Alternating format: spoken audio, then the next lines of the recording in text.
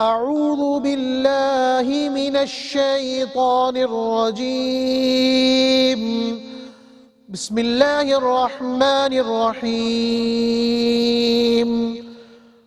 قل هو الله أحد الله الصمد لم يلد ولم يولد ولم يكن له كفوا أحد صدق الله العظيم.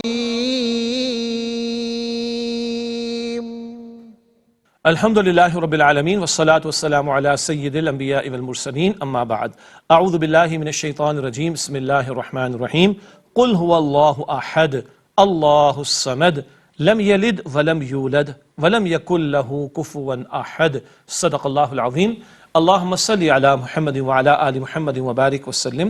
رب اشرح لي صدري ويسر لي أمري واحلل عقدة من لساني يفقهوا قولي واجعل لي وزيرا من أهلي آمين يا رب العالمین. ناظرین کرام السلام علیکم ورحمۃ اللہ وبرکاتہ. پروگرام سیرت القرآن میں آپ کو خوش آمدید کہتے ہیں. آج ایپیسوڈ نمبر 1153 آپ کی خدمت میں پیش کر رہے ہیں. قرآن پاک کی آخری صورتیں ہیں. اب انشاءاللہ آج ہم مطالعہ کریں گے سورۃ الاخلاص کا. سورۃ الاخلاص ہی کی تلاوت کے ذریعے حسب معمول قاری سلمان صاحب نے پروگرام کا باقاعدہ آغاز فرما دیا ہے اور ہمیشہ کی طرح آج بھی ہمارے ساتھ ہمارے نوجوان ساتھی اسٹوڈیوز میں موجود ہیں. آئیے انہیں خوش آمدید کہتے ہیں, پروگرام میں شریک کرتے ہیں. السلام علیکم ورحمۃ اللہ وبرکاتہ. وعلیکم السلام ورحمۃ اللہ وبرکاتہ. خیریت سے بیٹا آپ لوگ؟ الحمدللہ ماشاءاللہ. جی ناظرین کرام, سب سے پہلے ہم سب کی ترغیب تشویق و یاد دہانی کے لیے نبی مکرم صلی اللہ علیہ وآلہ وسلم کا ایک مبارک فرمان پیش خدمت ہے.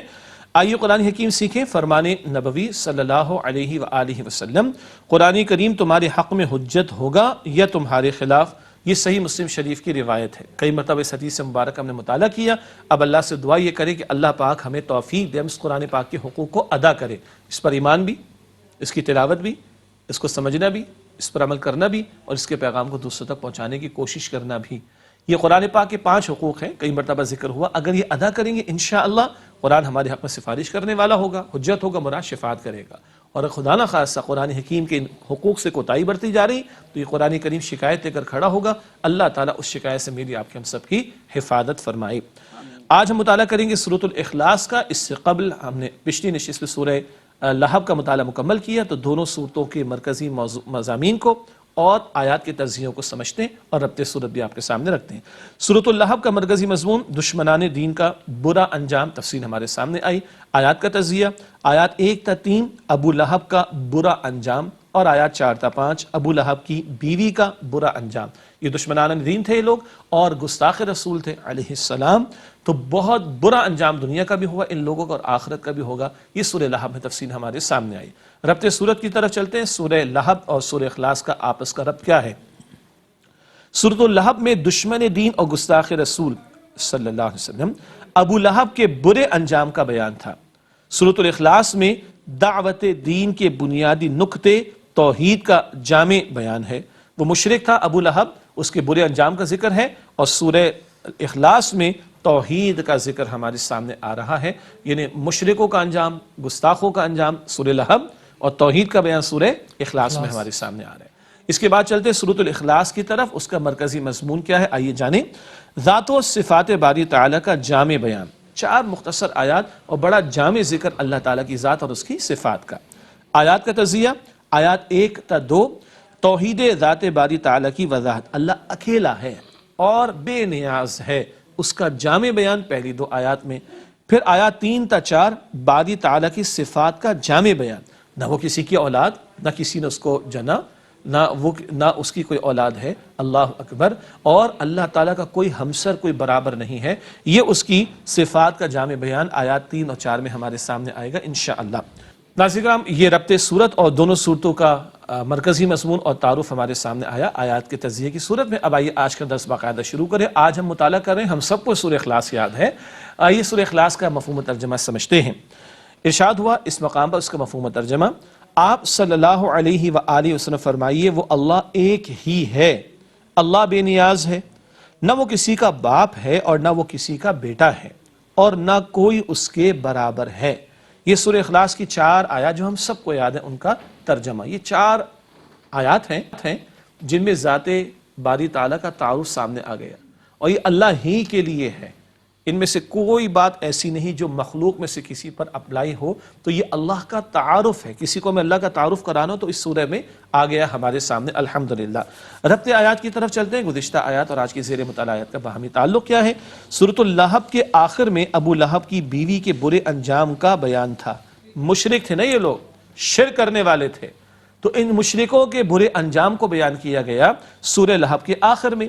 سورۃ الاخلاص کے آغاز میں توحید خالص کا ذکر کیا گیا ہے، ادھر مشرکوں اور گستاخوں کا برا انجام، اور یہاں سورہ اخلاص کے آغاز میں توحید خالص کا ذکر آ رہا ہے. اس کے بعد چلتے تعارف کی طرف، جو باتیں تفصیل سے ہمارے سامنے آتی ہے تشریح میں، ان کی ایک آؤٹ لائن یا خاکہ آپ کے سامنے رکھتے ہیں. اللہ تعالیٰ اپنی ذات و صفات میں یکتا ہے، یونیک ہے، کوئی اس جیسا نہیں. اگلا نقطہ، اللہ تعالیٰ کی کوئی اولاد نہیں اور نہ وہ کسی کی اولاد ہے. اللہ تعالیٰ کی کوئی اولاد نہیں اور نہ وہ کسی کی اولاد ہے. تشریح میں آئیں گے تو کن کن لوگوں کا رد ہو رہا ہے اشارتاً آپ کے سامنے مختصر بات رکھیں گے انشاءاللہ. تعارف کے ذیل میں تیسرا اور آخری نقطہ ہے، کائنات میں کوئی ایسا نہیں جو اللہ تعالیٰ کی مثل اور اس کا ہم رتبہ ہو. اس جیسا، اس کے مرتبے جیسا کوئی نہیں ہے. یہ ہے سورہ اخلاص میں جو باتیں آپ کے سامنے ہمارے سامنے تشریح میں آئیں گی. اس کے بعد آیات کے تجزیے کی طرف چلتے ہیں. ہر آیت کا موضوع یا ٹاپک ہم آپ کے سامنے رکھتے ہیں. سورہ اخلاص کی 4 آیات ہیں، ان کا تجزیہ. آیت نمبر 1، اللہ تعالیٰ یکتا ہے اور اس جیسا کوئی نہیں. آیت نمبر 2، اللہ تعالیٰ کی ہستی بے نیاز ہے. آیت نمبر 3، اللہ تعالیٰ کی نہ کوئی اولاد ہے اور نہ ہی وہ کسی کی اولاد ہے. اور آیت نمبر 4، اللہ تعالیٰ کے برابر کوئی نہیں. یہ الحمدللہ ناظرین کرام آج کی زیر مطالعہ آیت کا مفہوم و ترجمہ، ربط آیات، تعارف اور تجزیے کا بیان مکمل ہوا. اب وقت ہے نا آیات کی تشریح کا. یہ مطالعہ شروع کریں سورہ اخلاص کی آیت نمبر 1 سے. قل هو اللہ احد، سورہ اخلاص کی پہلی آیت، اس کا مفہوم و ترجمہ، آپ صلی اللہ علیہ وسلم فرمائیے وہ اللہ ایک ہی ہے. یہ آیت نمبر 1 کا ترجمہ. تشریح کی طرف چلتے ہیں. سب سے پہلا نقطہ، سورۃ الاخلاص کی فضیلت اور اہمیت. یہ نبی پاک صلی اللہ علیہ وسلم کے معمولات میں شامل محبوب صورت ہے. فجر کی دوسری رکعت میں، سنتوں میں، فجر کی سنتوں میں دوسری رکعت میں، مغرب کی سنتوں میں دوسری رکعت میں، اور وتر کی تیسری رکعت میں، اور طواف کے بعد جو 2 رکعت ادا کی جاتی ہے ان کی دوسری رکعت میں نبی علیہ السلام سورہ اخلاص کی تلاوت فرماتے. رات کو سوتے وقت بھی سورہ اخلاص کی حضور تلاوت فرماتے، پھر سورہ فلق اور سورہ ناس، اور پھر پھونک کر اپنے جسم اتھر پر پھیرتے، اور یہ عمل 3 دفعہ حضور کیا کرتے تھے صلی اللہ علیہ وسلم. پھر ایک حدیث مبارک میں یہ 1/3 قرآن کے برابر حضور نے اس کو قرار دیا. 3 مضامین بنیادی ہیں قرآن پاک میں، تشریح کر رہا ہوں، اور اس میں توحید بھی، رسالت بھی اور آخرت بھی. توحید کا بہت خالص اور جامع بیان سورہ اخلاص میں ہمارے سامنے آتا ہے. اس کے بعد اگلا نقطہ تشریح کے تعلق سے، مشرکین نے نبی کریم صلی اللہ علیہ وآلہ وسلم سے رب کے اوصاف بتانے کا مطالبہ کیا. کہتے ہیں آپ ایک رب واحد کا ذکر کرتے ہیں، وہ کیسا ہے بتائیں تو صحیح کیسا ہے. کچھ یہود نے بھی سوالات کیے، حالانکہ وہ بھی اللہ کو جاننے والے تھے اور ماننے والے تھے، مگر سوال وہ بھی کرتے تھے. کیوں؟ وہ حضور کو اپنا نہیں سمجھتے تھے، غیر سمجھتے تھے. معاذ اللہ، یہود بہرحال مدینہ شریف میں آباد تھے. بہرحال یہ مختلف پیرایوں میں سوالات آئے ہیں، تو اللہ تعالیٰ نے اپنے تعارف کے لیے 4 جامع مختصر آیات عطا فرمائی ہیں. اگلا نقطہ اس آیت کی تشریح میں انہیں آگاہ کیا جا رہا ہے کہ اللہ تعالیٰ یکتا ہے اور اس جیسا کوئی نہیں ہے. اگلا اور آخری نقطہ اس آیت کی تشریح میں، اور نہ ہی اس کی ذات اور صفات میں کوئی شریک ہے. وہ اپنی ذات میں یکتا ہے، نہ اس کے جیسا کوئی ہے، نہ اس کی صفات جیسا کوئی ہے. وہ اکیلا ہے، یکتا ہے. اگلی آیت سورہ اخلاص کی آیت نمبر 2 ارشاد ہوا اللہ الصمد. اس کا مفہوم و ترجمہ، اللہ بے نیاز ہے. یہ آیت نمبر 2 کا ترجمہ ہے. البتہ اس ترجمے کی وضاحت کی ضرورت ہے، محض بے نیاز سے بات پوری نہیں ہوتی. تو چلتے ہیں تشریح کی طرف. پہلا نقطہ اس حوالے سے اسکرین پر ملاحظہ فرمائیے گا. اللہ تعالیٰ ایسی کامل بے نیاز ہستی ہے کہ تمام مخلوق اس کی محتاج ہے، لیکن وہ کسی کا محتاج نہیں. سب اس کے محتاج ہیں، وہ کسی کا محتاج نہیں. ایک جگہ قرآن کریم میں ذکر آتا ہے، عیسائیوں نے، مسیحیت کے ماننے والوں نے عیسیٰ علیہ السلام کو خدا اور بی بی مریم کو خدائی میں شریک کر دیا تھا. اللہ تعالیٰ ارشاد فرماتا ہے کانا یأکلان الطعام. عیسیٰ علیہ السلام اور بی بی مریم دونوں کھانا کھاتے تھے. سبحان اللہ، جو کھاتا ہو وہ خدا نہیں ہو سکتا، وہ معبود نہیں ہو سکتا، وہ خالق نہیں ہو سکتا. جو کھاتا ہے وہ تو ضرورت مند ہو گیا نا. تو اللہ تعالیٰ محتاج نہیں، باقی سب اس کے محتاج ہیں. پھر ایک اور بڑا پیارا نقطہ عربی اسلوب کے اعتبار سے نوٹ کیجئے گا. سمد ایسی ہستی کو کہتے ہیں جس سے سب لوگ اپنی مشکلات میں مدد لینے کے لیے رجوع کرتے ہیں. قبیلے کے سرداروں کو بھی صمد اس لیے کہتے تھے، قبیلے والے سردار کے پاس جاتے، سردار کسی کے پاس نہیں جاتا۔ اسی طرح صمد مضبوط چٹان کو کہتے ہیں، ایک ڈوبتا ہوا شخص چٹان کی طرف جاتا ہے، چٹان اپنے مقام پر کھڑی رہتی ہے، یا مضبوط چٹان کے پیچھے کوئی کھڑا ہو کر کسی دوسری فوج کا مقابلہ کر سکتا ہے۔ کیا خیال ہے کہ سہارا لے کر دوسری فوج سے لڑ سکتا ہے؟ تو الصمد اللہ کی ذات ہے، سب اس کے محتاج ہیں، وہ کسی کا محتاج نہیں۔ اور ایک جگہ اللہ تعالیٰ نے اپنے تعارف میں بیان فرمایا وَهُوَ يُطْعِمُ وَلَا يُطْعَمُ، اللہ تعالیٰ کھلاتا ہے، اللہ کو کھانے کی کوئی حاجت نہیں ہے۔ تو کھاتی ہر مخلوق ہے، ہر مخلوق محتاج ہے، اور اللہ کو کھانے کی کوئی حاجت نہیں، وہ کسی کا محتاج نہیں ہے۔ ناظرین میں وقفہ دے تو اس کے بعد سورہ اخلاص کی مزید 2 آیات کا مطالعہ انشاءاللہ آپ کے سامنے رکھیں گے۔ امید آپ ہمارے ساتھ رہیں گے۔ السلام علیکم ورحمۃ اللہ وبرکاتہ۔ السلام علیکم ورحمۃ اللہ وبرکاتہ۔ ناظرین پروگرام بصیرت القرآن میں آپ کو خوش آمدید کہتے ہیں۔ آج ہم مطالعہ کر رہے ہیں سورہ اخلاص کا، اس کی 2 آیات کا مطالعہ آپ کی خدمت میں مختصراً پیش کیا گیا۔ اب آئیے سورہ اخلاص کی 3ری آیت کا مطالعہ شروع کرتے ہیں۔ اعوذ باللہ من الشیطان الرجیم، بسم اللہ الرحمن الرحیم۔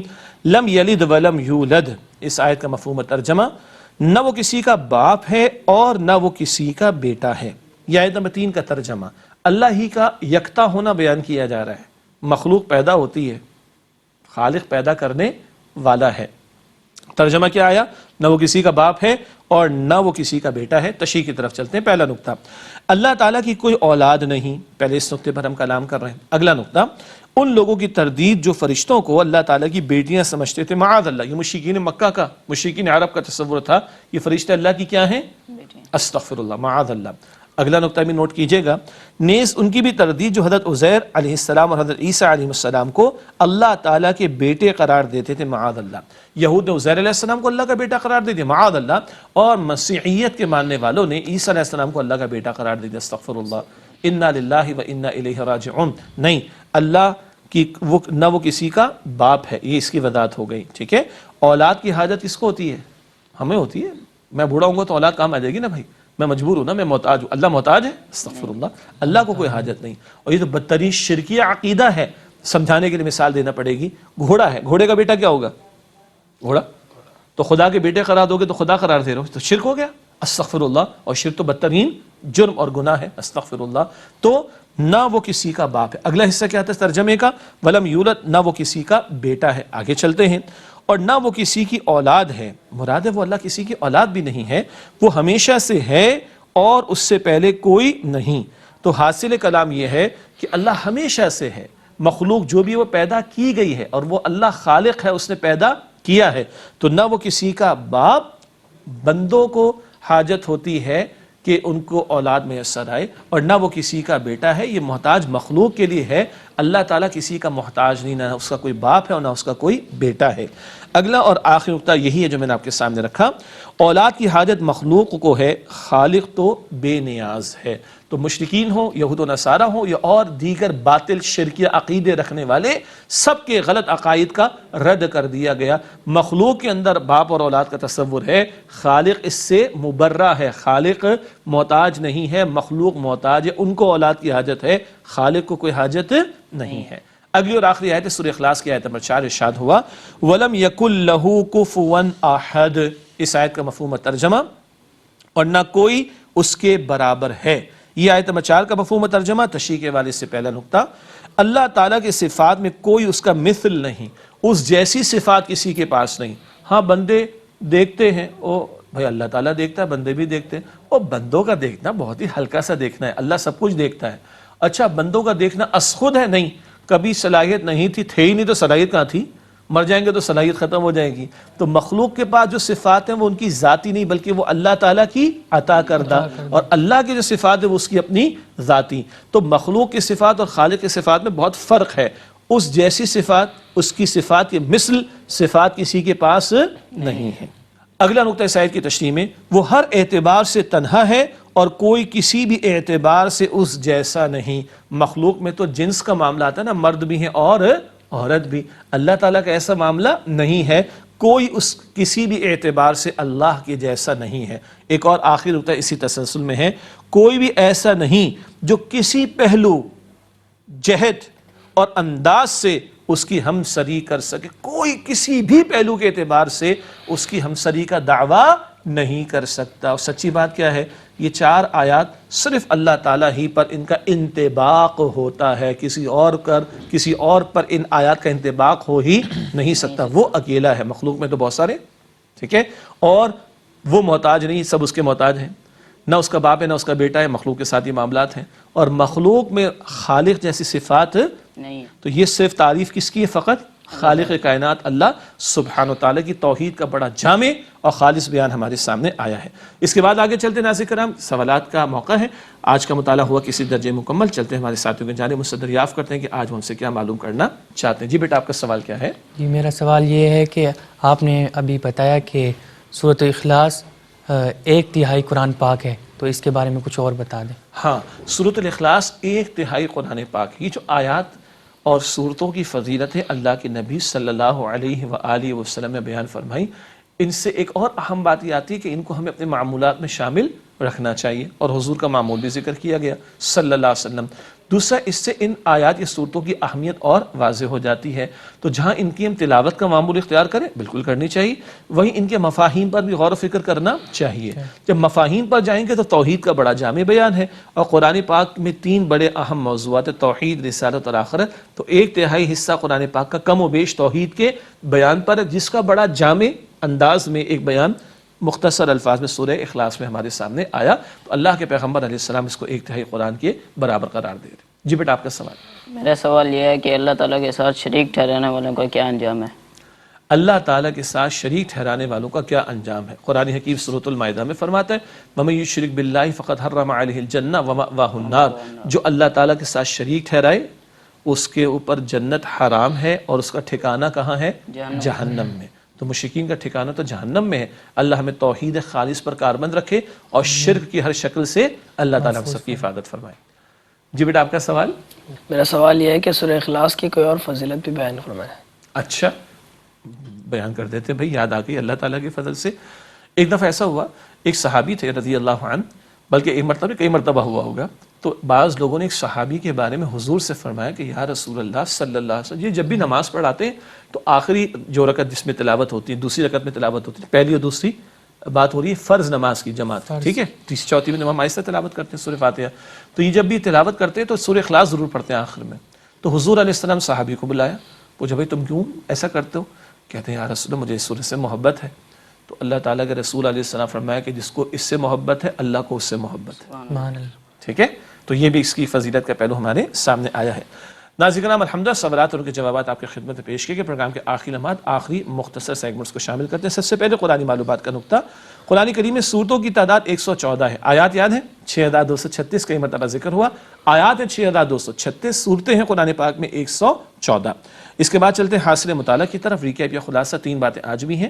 پہلا نقطہ اسکرین پر ملاحظہ فرمائیے گا، اللہ تعالیٰ اپنی ذات و صفات اور افعال میں یکتا ہے.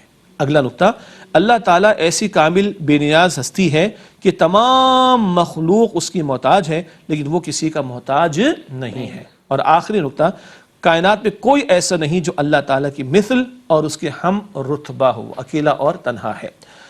اگلا نقطہ ہے جائزے کے اعتبار سے، بلکہ جائزے میں ہم اپنا جائزہ لیتے ہیں. سوالات ہوتے ہیں 3 سوالات آج بھی ہیں سیلف اسسمنٹ کے لیے. پہلا سوال، کیا ہم خالص توحید کا عقیدہ اختیار کرنے کی کوشش کرتے ہیں؟ اللہ ہمیں توحید خالص پر کاربند رکھے. اگلا نقطہ، کیا ہم کل نفع و نقصان کا مالک اللہ تعالیٰ ہی کو مانتے ہیں؟ سب کچھ ہونے کا یقین کس سے ہے؟ سیٹھ صاحب سے ہے، روپے پیسے سے ہے، اے ٹی ایم کارڈ سے ہے، بینک بیلنس سے ہے، یا سب کچھ ہونے کا یقین اللہ تعالیٰ کی ذات سے؟ اگلا سوال ہے، کیا مشرکان اور جاہلانہ تصورات سے بچنے کی کوشش کرتے ہیں؟ اللہ کو ماننے والوں کے بھی تو برے تصورات آ گئے تھے، یہود و نصارہ کا بھی تو گڑبڑ کا معاملہ ہمارے سامنے آ گیا. تو ہمیں کوشش کرنی ہے کہ توحید خالص پر کاربند رہیں، دین سیکھیں، سمجھیں، عمل کریں، اور جاہلانہ مشرکانہ تصورات سے حتی الامکان بچنے کی کوشش کریں. آخری 2 باتیں پروگرام میں شامل کرتے ہیں. گزشتہ سوال کا جواب. سوال میں نے آپ کی خدمت میں رکھا تھا، سورۃ الحشر کی کس آیت میں ایک معاشی اصول اور ہدف کا ذکر ہے تاکہ دولت چند امیروں ہی کے درمیان محدود نہ رہے؟ درست جواب ہے سورۃ الحشر آیت نمبر 7، 28 سپارہ. کئی لا یکون دولۃ بین الاغنیاء منکم، دولت تمہارے چند امیروں کے درمیان محدود نہ رہے. زکوٰۃ، صدقات، انفاق کی تعلیم اسی لیے، سود کی حرمت، جوئے سٹے کی حرمت اسی لیے کہ چند افراد کے درمیان دولت محدود نہ رہے، اس کو معاشرے میں سرکولیٹ کرنا چاہیے، گردش کرنا چاہیے۔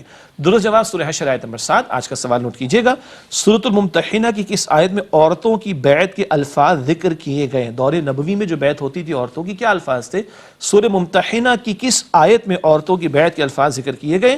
درست جواب انشاءاللہ اگلے پروگرام میں آپ سے شیئر کریں گے، اور اسی کے ساتھ چاہیں گے اجازت، اسی کے پروگرام کا وقت ہوا مکمل۔ آپ تمام ساتھیوں کا بہت شکریہ، اللہ تعالیٰ آپ کے اخلاص میں، علم عمل میں ترقی عطا فرمائے۔ ناظرین کرام، ہم سب کو، ہماری پوری ٹیم کو، ہمارے قاری صاحب کو، تمام تعاون کرنے والوں کو، کیو ٹی وی کی انتظامیہ کو، اور تمام مسلمانوں کو اپنی دعا میں یاد رکھیے۔ اے اللہ سبحانہ و تعالیٰ ہمیں سورہ اخلاص میں جو توحید خالص کے تقاضے ان پر عمل کی توفیق عطا فرما، اور شرک کی ہر شکل سے اے اللہ ہم سب کی حفاظت فرما، آمین یا رب العالمین۔ وآخر دعوانا ان الحمد للہ رب العالمین، والسلام علیکم ورحمۃ اللہ وبرکاتہ۔